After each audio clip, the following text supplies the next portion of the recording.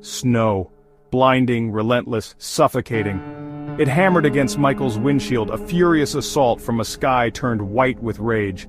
The old Ford pickup shuddered, its headlights useless against the swirling blizzard. 40 years, they said, since a winter this brutal. He should have stayed home.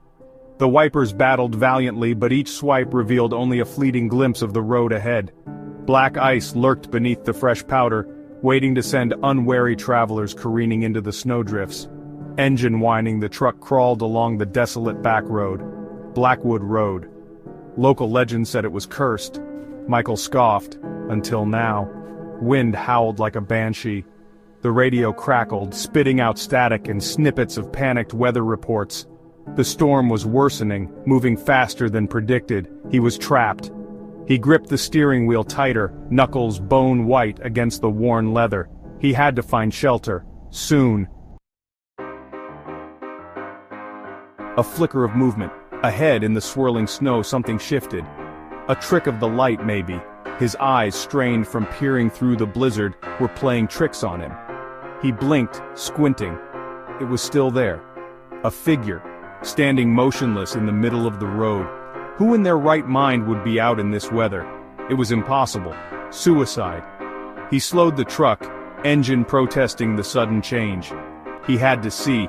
Maybe someone needed help. Maybe it wasn't real. As he drew closer, the figure solidified. Tall, thin, almost skeletal.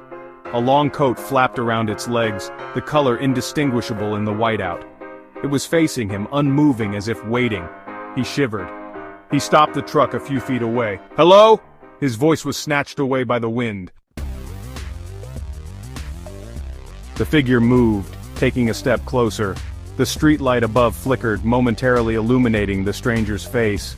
Michael gasped, slamming his foot on the brake even though the truck was already stopped.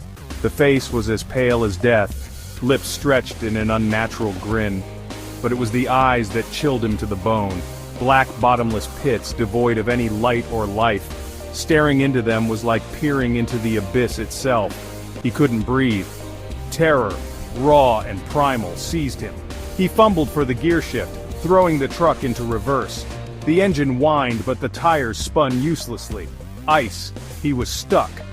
The figure took another step closer, the grotesque smile widening. A low chuckle, barely audible above the wind, seemed to slither from its throat. It was not the sound of human laughter. Panic surged through him.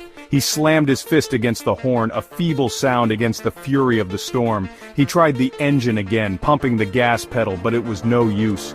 He was trapped. Prey. The figure was almost at the truck now, its eyes boring into him, promising unimaginable horrors. He could smell it. A sickeningly sweet odor, like rotting flowers. He fumbled with the door handle, but it wouldn't budge. Frozen shut. Then he heard them. Voices. Whispering on the wind. They seemed to come from all around him, a chorus of unseen horrors closing in. His name. They were calling his name. He slammed his head against the steering wheel, a desperate attempt to block out the sight, the smell, the voices. But there was no escape. They were coming. The last thing he saw, before the darkness consumed him, was the face of the figure at the window, close enough to touch, and the smile. Oh, that smile. It would be the last thing he